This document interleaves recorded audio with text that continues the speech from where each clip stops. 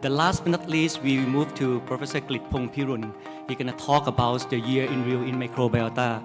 Professor Krit is an associate professor of the preventive medicine in Chulalongkorn University, Bangkok, Thailand. He also is a rising star in the field of microbiota. Professor Krit, please. Thank you so much for having me here. I'm Associate Professor Krit Pongpirul from Chulalongkorn University. Today I got 25 minutes. It's like Michael learns to rock, if you catch that singer's band. Human microbiome and its impact on health. It's very hot topic nowadays. This is my disclosure, Chulalongkorn. I have a Center of Excellence in Preventive and Integrative Medicine. I'm a specialist in non-specialist, okay? I'm a GP specialist who expertise in everything. I'm everywhere in every field. And to briefly mention about the current state of microbiome research, you would see that there are a lot of research, especially FMT, on some GI-related disorders, okay? Especially like C. diff, IBD, IBS, and other GI conditions. But there are also many other conditions, health-related conditions that have microbiome concept introduced, including cancer, heart disease, liver disease, CKD, brain, diabetes, respiratory diseases. So our team have published several, like a little bit of this and that from the Thai team. This one is example that we published on the meta-analysis on microbiome and breast cancer. And then we were able to identify the association. And then we try to find some potential clinical benefits of applying probiotics that is claimed to be a new interventions rather than only chemical treatments. When in terms of the treatments, there are several options that apply microbiota concept. Like the one that is very common is probiotics. Okay, this probiotics concept has been a gray zone, especially from the specialist perspective. But we have to admit that nowadays microbiome concept have relate to all systems in our body. But apparently the GI specialist will be the leader of the team. There are some other things that is bigger than probiotics, which is food, diet. So my work now having a focus on this kind of broader perspective of how we apply microbiome concept for the human health. If you are interested in like an in-depth innovations, people develop engineered bacteria, phage therapy, like may someone call like phage therapy. FMT, you already aware of that. So as a GI expert, you mostly focus on pathogens, antibiotics. You fight all the time with the ID doctors, right? You want to choose some antibiotics, and sometimes infectious disease medicine try to argue against using it. And you also talks about the FMT. And this is just small part of the whole clinical care. Just small part of the whole clinical care. Non-doctors, especially the medical technologists, focus their work on looking at the microbiome result, but they have limited scope of applying the interpretation of it. But as a special GP specialist, I am just looking from the very broad perspective. You may not aware of that. This kind of food and non-food probiotics have dominated the whole market, not only for the sickness, but also for the wellness. So we try to incrementally gather some evidences that is not only clinical, but also non-clinical. And this is one example. Very interesting. This is like one of my students, master degree student, non-doctors. He just looked at the convenience store in the country. just take picture of the label on the back of the yogurt. So we call it a Minimart Yogurt Survey. And we found like 149 products from 14 companies. This is in Thailand alone, not including imported yogurt products. 3 out of 4 have more than one live bacteria. Okay, so most common genus of the bacteria probiotics is the lactobacillus and also bifidobacterium. The other one is Streptococcus thermophilus. You know, when I mentioned genus name Streptococcus to some of my colleagues, especially ID doctor, they was like, Streptococcus? Isn't that a pathogen? And then we have a long discussion about that. How human label bacteria. I believe bacteria has no idea that we regarded some bacteria as pathogens. Maybe they just live their life and it just happened to have a negative consequence on our health, and then we blame them. Maybe it's our fault, right? We blame H. pylori, but maybe it's our fault. So we also try to touch upon something about fat, especially like a metabolic condition. So this is like some of the selected work. So we did the meta-analysis. We try to make this gray zone probiotics concept be more scientific. So for the fat metabolism, I was like, why people discuss about different areas of body, fat in the blood, fat in the skin, fat in the liver. How can we determine the improvement of fat in those spaces using probiotics? That's why our meta-analysis try to differentiate fat deposition in different areas. Okay? Don't mix up. And so we did this, and we found that some particular genus can improve or reduce your body mass index by about 4. And that means almost like a weekly Ozempic injection. Okay? But it doesn't work for the reducing dyslipidemia. We have no data at that time regarding fatty liver, because most study, especially randomized control trial, when they look at fatty liver, they just use ultrasound. They didn't have like the real quantitative fibroscan numbers before versus after. So we propose a concept of 3 fatty spaces. And these are the distribution of our relatively healthy subjects. These people, if they come to see you, maybe you are not aware about their LDL cholesterol in their blood, right?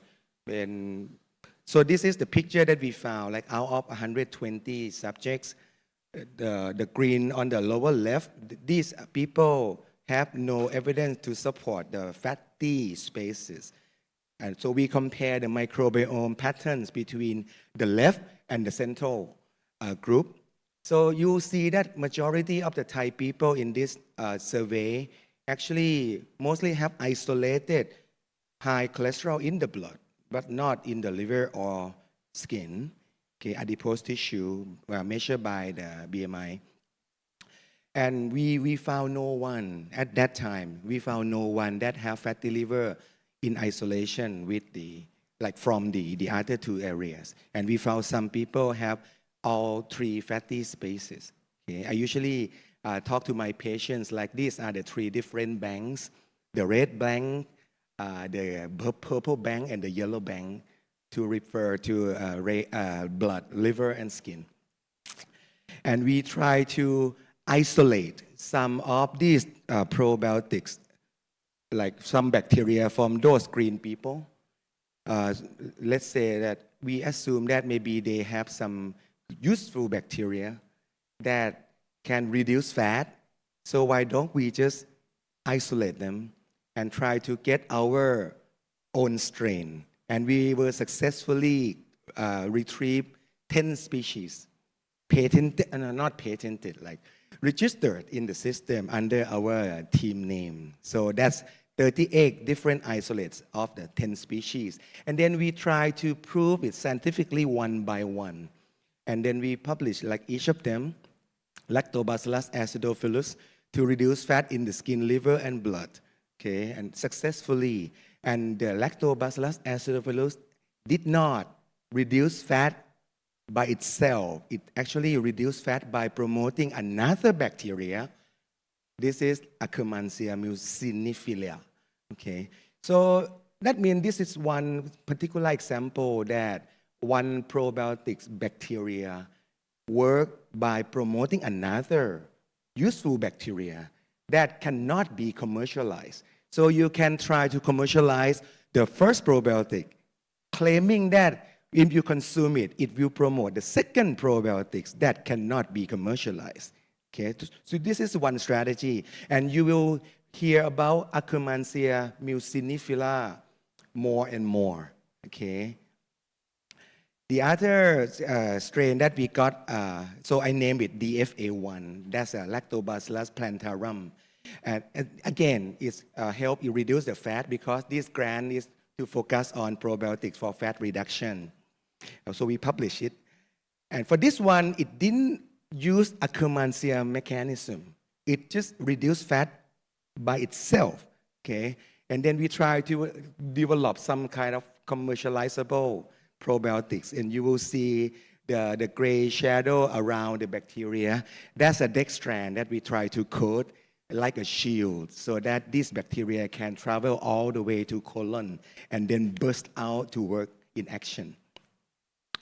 And then we try to make the research design more like endpoint word, like from the endpoint, like we try to see what would happen at the consumer level, and then we try to explain the relationship between this like non-fat issue. Okay, then we look at the sugar issue, which is also about a metabolic condition. We found that if we feed the high fructose, usually this is sugar from fruits, compared to high glucose, which is something else, not fruits, it can induce, like both can induce fatty liver. And nowadays we use the term MASLD, right? MASLD. That's the new term this year as an update. It's not about alcohol anymore. It's about metabolic. Okay. So it turns out that fructose actually induces worse fatty liver than glucose. So sometimes I use this study to explain to my patients, like some patients nowadays, you know, they are obsessive with fruits consumption, and they got fatty liver, and then they got vitamin E, 400 IU, and it never helped. And then we interview further. They admit that they consume too much fruits.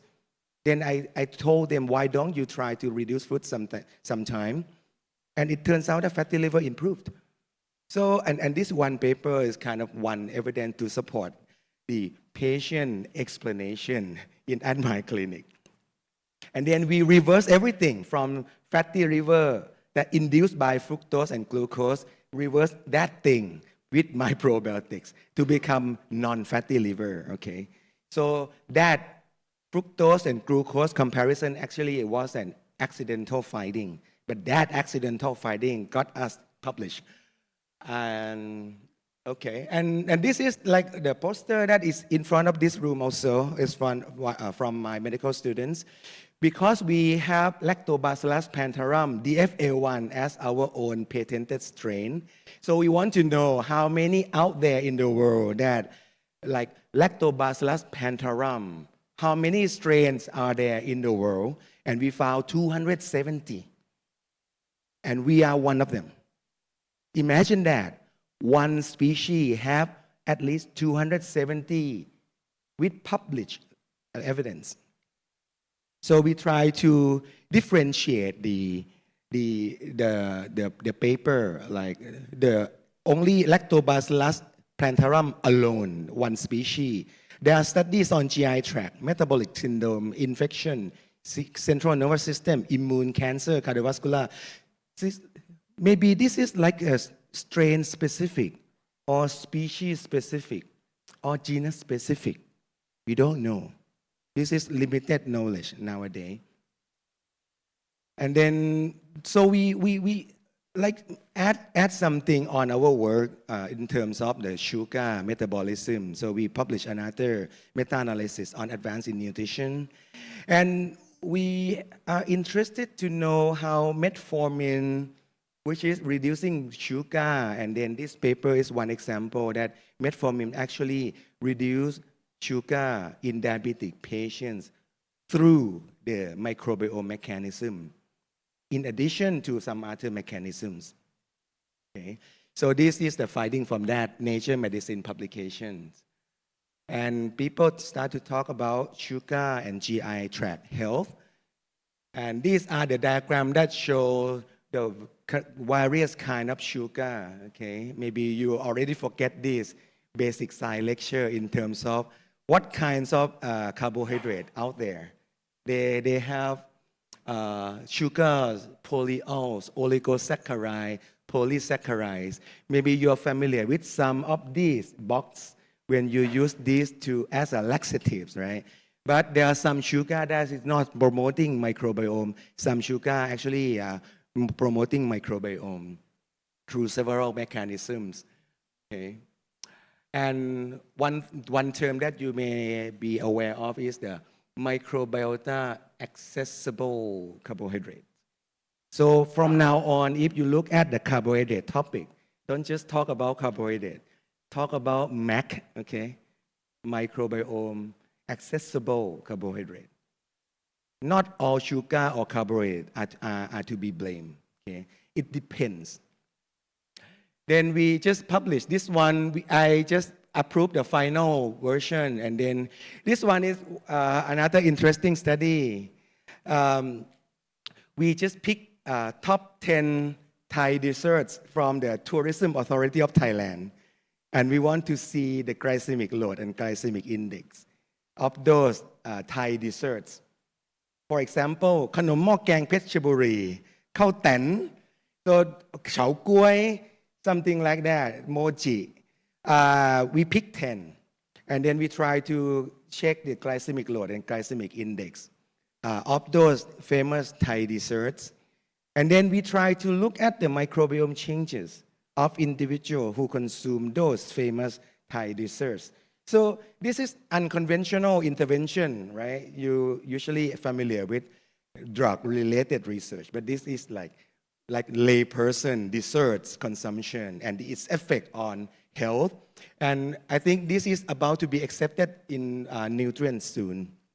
Okay, so we picked three desserts out of 10, categorized as a high, moderate, and low glycemic index. So we asked healthy volunteer to consume it. So they got the free desserts. And so that's it. So I would end my last 7 minutes with the spectrum between illness and wellness. Okay. Nowadays at Bamrungrad and Chulalongkorn Hospital that I practice, we try to apply clinical care in terms of microbiome management. We want to check microbiome and then try to provide interventions or advice, counseling, diet recommendations to modify the gut microbiome and then follow up every maybe 3 to 6 months. And this is one patterns here. This diagram is the microbiome orders at Bamrungrad. You know, Bamrungrad International Hospital, they have the sickness institution and wellness institution. Please look at the green color. The green color is from the wellness institutions. Those are Raksa Integrative Wellness. That's a resort, okay? And Esperan is a integrated cancer center. Outside hospital, like not in the Bamrungrad Hospital. And Vital Life is the wellness center. You will see that out of all microbiome ordering, 3 out of 4 actually from the non-sickness settings. And Digestive Disease Center at Bamrung Rat order only 18% out of 100. So that's the GI clinic, but the GI doctors prescribe microbiome tests less than the wellness clinics. Imagine that. So this evidence will just be more and more, and our patient and our consumer may be aware of this more and more. So imagine the picture. So last is my proposed concept. So I try to apply something uncertain like this. So I was thinking about quantum concept. So let me end my talk with this example. So imagine someone with dysbiosis conditions. You see if we look at the report, it will be like that. You will see only some species, and each species will have only a few amount. So this is red color, like dysbiosis. So it have not good diversity, okay? We want to have a high diversity, okay? So the dysbiosis patient actually have poor diversity. So when we send their poop to the lab, we got something called dysbiosis index. That's red color, 34. Doesn't mean anything. It's company-based number, okay? So you cannot compare dysbiosis index across companies, but it actually can tell before and after your advice, right? So this is like one example. So, but if you are another one who are very healthy, so you get a lot of species in your body, and each species have a lot of them. Okay, so you see a varieties of germs in your report. And we have about at least 6 studies in Thailand. So we study the healthy Thai. It depends on how you define healthy.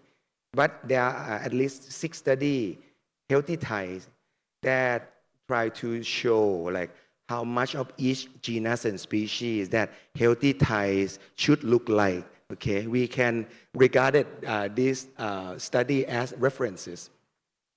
And then when you look at the FMT concept, it's like you want to re-engineer, you want to replace the microbiome of the sick person by the microbiome of the healthy donor. That's fine, but it's approved for the very severe conditions like C. diff, antibiotic resistant. Okay, but the much bigger market is this thing. So many people got yellow color, not so red, not so green, but in the middle. They got yellow report. They got a little bit of this and that. They got a little bit of dysbiosis index. And many people try to procure over-the-counter probiotics, okay? And they hope that when they consume these probiotic capsule, it will help move from yellow to green. But it's not a certain consequence. So this is the quantum concept, uncertainty. You actually cannot expect a definite result when you provide some kind of probiotics because it has so many factors that affect the consequence. It's not like a drug research. It has a high degree of uncertainty. The second concept is called entanglement. That means the bacteria may fight with each other or be friends with each other within the capsule. And maybe that capsule that you consume may fight with your existing bacteria. So that's why we should be able to look at the situation of our bacteria before we make a decision which probiotics to buy. Okay? We want to look at the names of the bacteria in that packages and compare with the bacteria names in your own report before we decide which brand is good for you. And then we recheck again afterward to make sure that it actually works for you. And that's called entanglement. And the third concept is superposition, meaning that individual can have microbiome changes at some point, like all the time, every day, okay? But there might be some major factor or major events such as antibiotic consumption that make a major change to your microbiome. So that is just change too much, okay? So much so that it changed the position, like from dysbiosis, from non-dysbiosis to dysbiosis state, okay? And I think that's it for the 25 minutes. 2, 1, 0, 25 minutes done. Thank you so much for having me here, Kav.